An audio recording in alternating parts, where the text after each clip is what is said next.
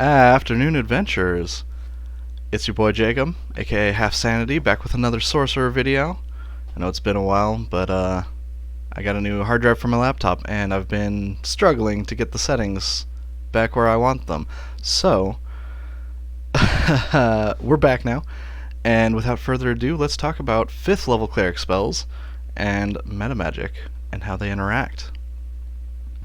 There are a total of 16 5th level Cleric spells in D&D 5e, in the Player's Handbook, Xanathar's Guide to Everything, and Tasha's Cauldron of Everything. And I'm going to be going over them like I usually do, alphabetically.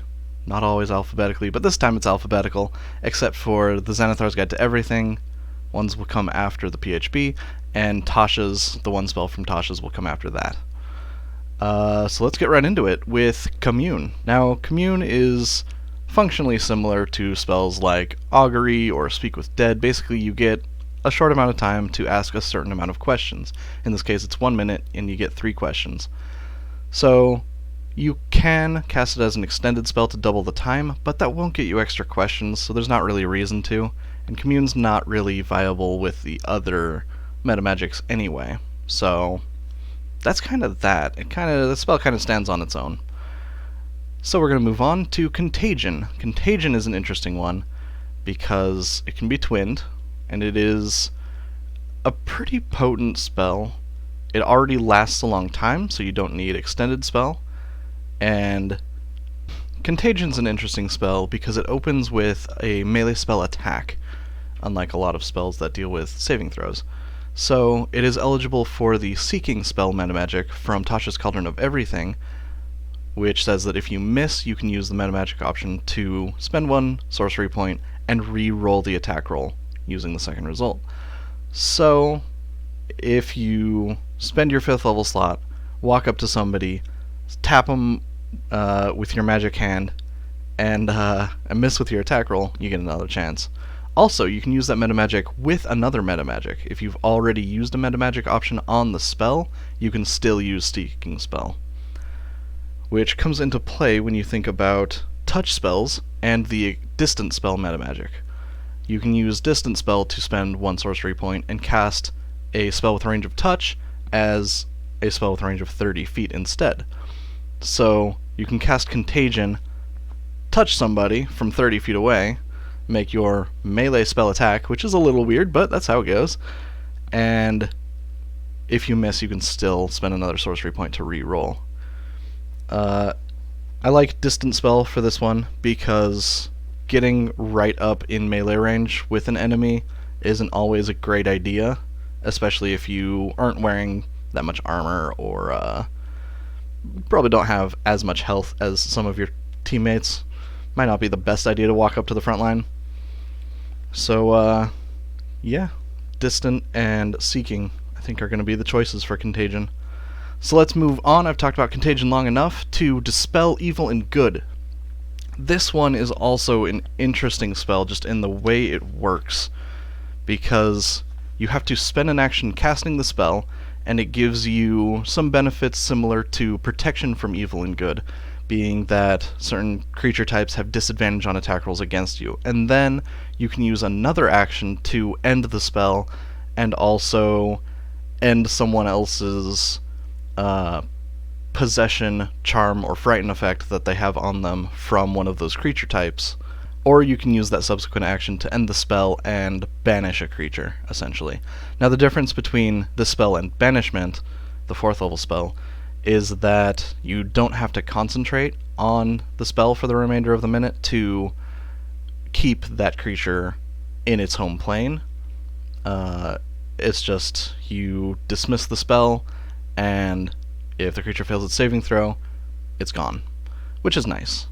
Not sure it's worth a 5th level spell over a 4th level spell, but if you've already got the spell going for your own protection, then dismissing a creature may be worth it.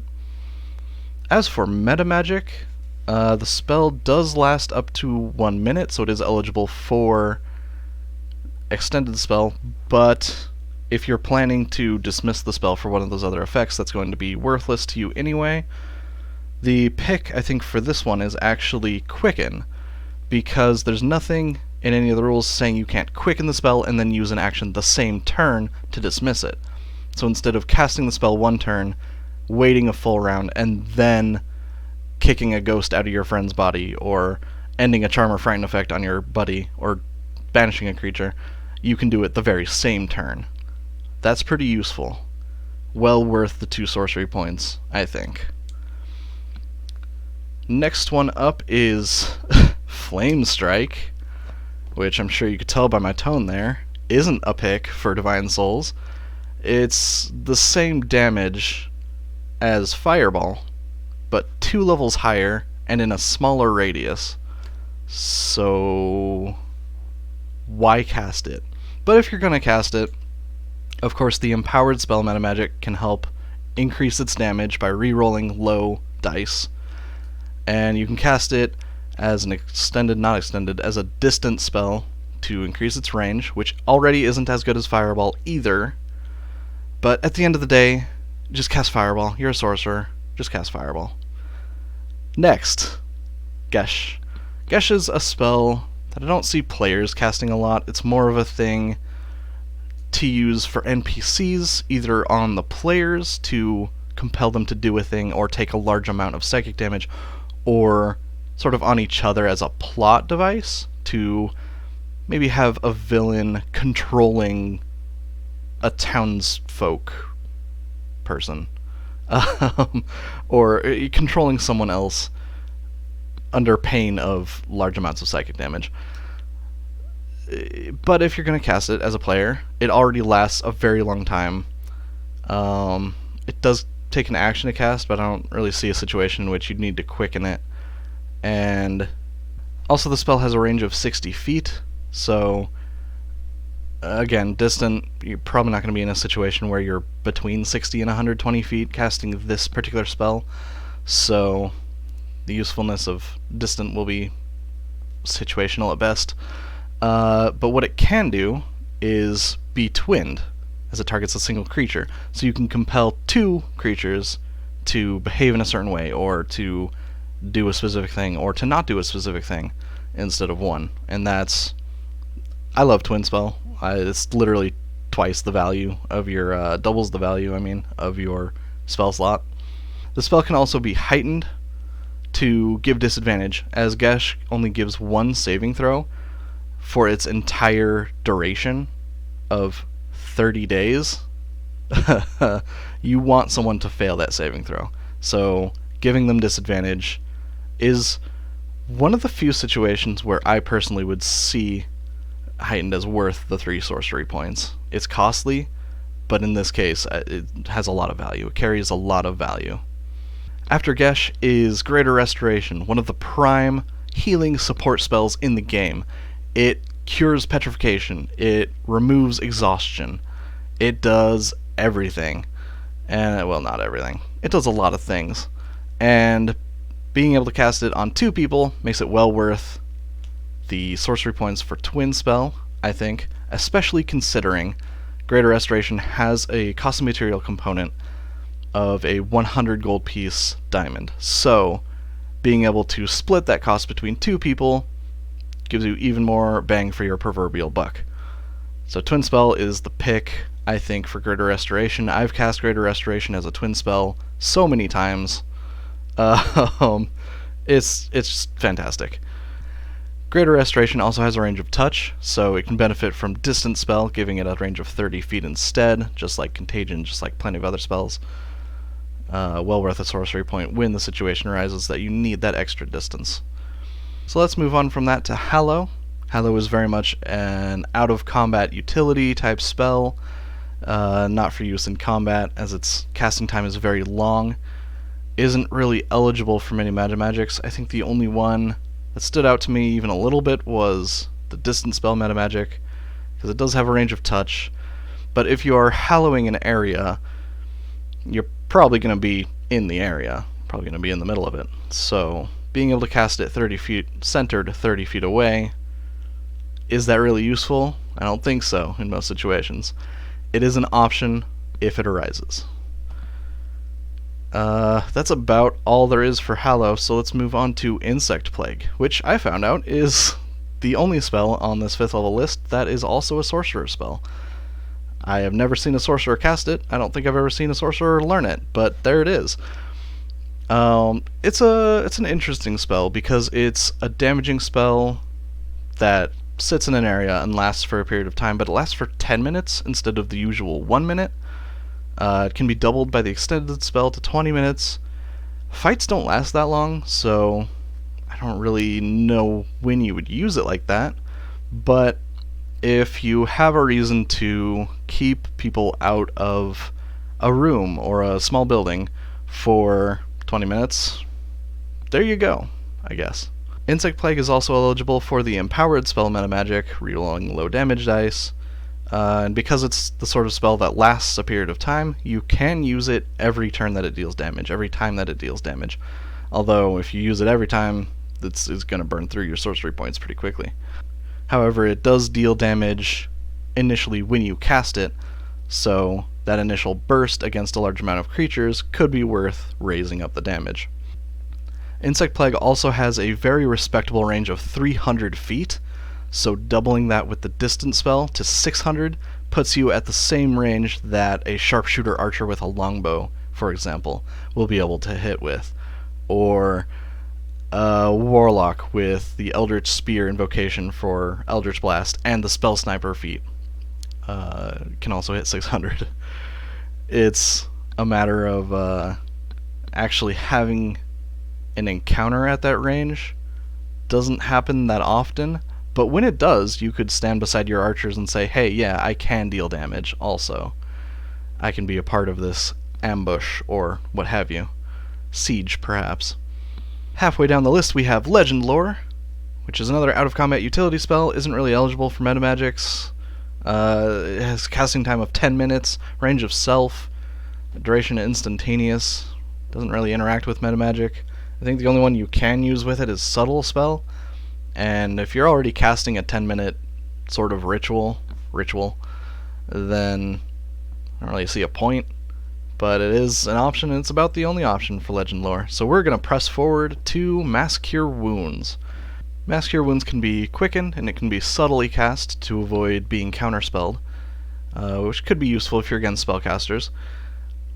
It can also be cast as a distance spell to double its range to 60 feet. Now keep in mind that the range is where the burst is centered. That's how far out your 30-foot radius of healing is centered. So if you have a group of enemies far away, distant can be quite useful, but it doesn't actually increase the radius of the heal itself. Other than distant, you can apply your subclass feature from Divine Soul, which isn't technically a metamagic option, to spend 1 sorcery point to re-roll healing dice. It works the same as Empowered Metamagic. I've talked about it before with Mass Healing Word, I think. Maybe a couple other spells. And it is quite useful if you're healing to bump up those low dice, or have a chance to bump up those low dice with a reroll. So that is my pick for that. Also because that isn't a metamagic use, even though it costs sorcery points, you can use it with other metamagics as well. And so let's jump ahead to Planar Binding. It's another very much out-of-combat utility spell where you bind a creature from another plane to this one that you're currently on for a day, 24 hours. Can't be quickened, can't be extended. Planar Binding also has a range of 60 feet, which can be doubled to 120 feet, although given that it takes an hour to cast, being between 60 feet and 120 feet is probably going to be just as simple as being within 60 feet of the creature you're trying to bind, so that probably isn't going to be that useful. What you can do, though, is twin the spell, because it targets exactly one creature. So your jewel, worth at least 1,000 gold pieces, which the spell consumes, is going to go twice as far if you double the amount of creatures that you're binding with the spell. And also, you'll just have more creatures bound, so that's a plus. Although, depending on the situation, you might have trouble finding 2 creatures from another plane that are going to sit within 60 feet of you for an hour. Who knows? that's gonna come down to the situation that your character finds themselves in. It is an option, and it's a strong option. Next up, we have another support spell, healing type spell, Raise Dead. This is another one that has a material component and can go a lot farther with the twin spell Metamagic, although that does require 2 people to be dead, so might not fit every situation. When it does come up, you're going to be glad that you have those 5 sorcery points to save on some gold and save on another 5th level spell slot. Raise Dead is the kind of spell that when you need it, you really, really need it. So being able to make it go farther in that way, I think, is hands down the best option. Now you can also cast it as a distance spell, as it does have a range of touch. But if you are near the body but can't physically interact with it, I'm not sure what kind of situation you'd be in where that may be the case. But hey, if it comes up, it's there. That's the sorcerer's strength, being able to bend spells to the situation. And since those two are about the only things Raise Dead is eligible for, let's press on forward to Scrying. Now, Scrying is another spell that isn't eligible for a lot of stuff. You could cast it as a subtle spell if you want to look into a crystal ball and make people think it's the ball doing it, not you, or something. Mechanically, I don't see it being that useful, but hey, it could be fun. Otherwise, it can be extended, as it has a duration of up to 10 minutes, requiring concentration, of course. So you could spy on someone or somewhere for 20 minutes instead, which is pretty neat. You can also cast the spell as a heightened spell to give the target disadvantage on their wisdom saving throw against the spell, which is important, can be important, because if the target succeeds their saving throw, the spell fails and you can't cast the spell against the same target for 24 hours. So the enemy succeeding that saving throw is pretty bad. So if you can use Heighten to give them disadvantage, all the better. Although Scrying does have some built-in modifiers, and having, for example, an object that belonged to the target, or a piece of them, such as hair or fingernail clippings or a finger or whatever, that's probably going to go farther than disadvantage will, but there's nothing saying you couldn't have that modifier from having an object or a body part and also give them disadvantage. So stack up the debuffs, might as well. As for Scrying, you can't twin the spell because it is capable of casting a person or a place, so I believe that it's not eligible for twin. And that is all the spells in the player's handbook for 5th level cleric spells. So let's move on to Xanathar's Guide to Everything with the spell Dawn. Dawn is another lasting, damaging AoE spell, sort of like Insect Plague, except Dawn has a wider radius at 30 feet. It's a very large AoE, and also Dawn can be moved with a bonus action on each turn. Dawn also only lasts 1 minute, so casting it as an extended spell is probably not going to be worth the sorcery point in most situations, as fights tend to not last that long. But hey, it's an option. You can also cast the spell as a subtle spell, of course, and you can cast the spell as a distant spell, although you have to be within 60 feet of it in order to move it with a bonus action, so casting it at 120 feet is going to put it beyond that range. You'd have to move closer to it in order to then move it. So there's that. But if you're 120 feet away from, I don't know, a vampire or something, cast away. It is certainly a nice option to have. Dawn is also a tricky spell to use because it's so large. Its area of effect is so large that it's easy to get teammates caught in the mix. And unfortunately, the careful spell Metamagic doesn't prevent damage the way that something like the Evoker's Sculpt Spells does. You could only have the damage instead of removing it. The same goes for Insect Plague, I probably should have mentioned, but I see careful spell used so infrequently that it doesn't always come to mind. But back to Dawn. Dawn, of course, can be affected by the empowered spell Metamagic as well, as it is a spell that deals damage, and that's about all, which is a fair amount of options, actually, now that I think about it, for Metamagics for Dawn. But that's all I have to say about that, so let's move forward to one of my favorite spells in the game, actually. Yeah, Holy Weapon. You cast it on a weapon, doesn't have to be your weapon, can be any weapon that you touch, and for the next 1 hour, you know what I think about 1 hour spells, extend them to 2 hours. For the next 2 hours, that weapon deals an additional 2d8 radiant damage. It also sheds light, so makes stealth kind of hard, but who needs stealth when you're dealing a Divine Smite with every hit? And you can cast this on, say, your party fighter that gets 3 attacks, or 4 attacks, or 5 attacks if you're level 20 with a polearm. And every single attack will deal 2d8 extra damage. This works with ranged weapons as well. You can cast it on your friendly archer and have them shooting radiant arrows at people.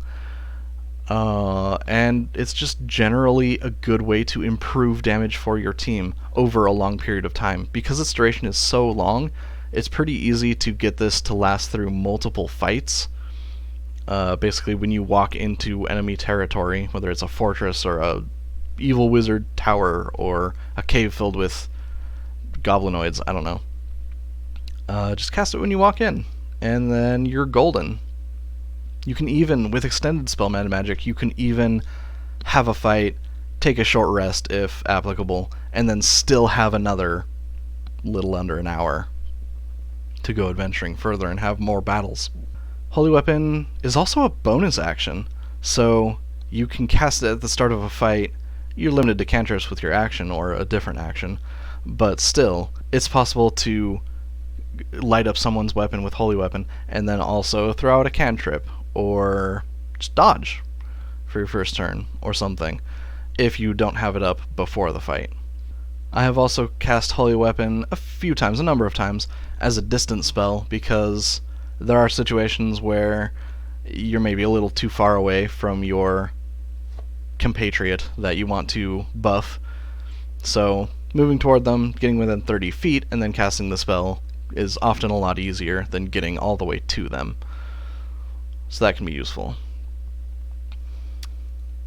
As always, you can cast as a subtle spell to avoid counterspelling. If you're against spellcasters, always useful. Always 100% something I will recommend. But I've probably rambled enough about this spell. Oh, one thing I wanted to note, because it targets the item, not the creature holding the item, Holy Weapon is not eligible for the twin spell Metamagic, which is a mistake I've made in the past, so sorry to those DMs that dealt with all my extra damage. Whoops. So, that is a thing. My recommendation is, of course, extended spell. Double that duration to 2 hours. Get twice as much. Just holy weaponing for your 1 sorcery point. It's well worth it. I've rambled enough now about this fantastic spell, so I'm going to move on to the last spell on the list, the one spell added by Tasha's Cauldron of Everything, Summon Celestial.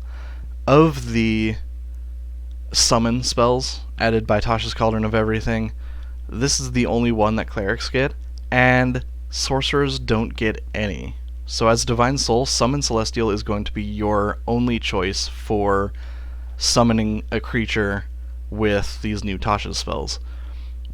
The Celestial you summon can be either a defending angel with extra AC and the ability to give itself or its allies temporary hit points when it hits a creature with its mace, which is an interesting mechanic, sort of mixes support and offense. I like it. Or it can be an Avenging Angel, which has a bow, which deals 2d6 as its damage die, plus 2 plus the spell's level, can get some pretty good damage at range, and being able to fight as a ranged combatant will help keep it safer. The Celestial that you summon doesn't have the most HP out of these summon spells. Starts at only 40 HP with a basic 5th level spell slot. So keeping it out of the line of fire as much as you can is probably not a bad move, especially if you're like me and you're going to cast this spell as an extended spell, doubling its duration from 1 hour to 2 hours. You know I like my extended spell. So otherwise, there's not a lot you can do with the spell. Of course, you can cast it subtle. You can cast it quicken as a bonus action. But otherwise, it's not really eligible for a lot of this stuff. And yeah. But hey, bring in a creature onto your side of the battlefield, never a bad idea. Again, being able to bring a creature onto your side of the battlefield for multiple fights isn't a bad idea. Also, the Angel comes with a healing touch feature that it can use once during the spell's duration. That's equal to 2d8 plus the spell's level, so it's kind of like having a free 2nd level Cure Wounds with your summon, which is just nice. But that's going to wrap up that spell, and that's going to wrap up this video. That is all 16 of the 5th level Cleric spells in those 3 books, and yeah, that's about all I have to say about that. Thank you for watching. As always, I appreciate it. If you made it to the end, big thanks.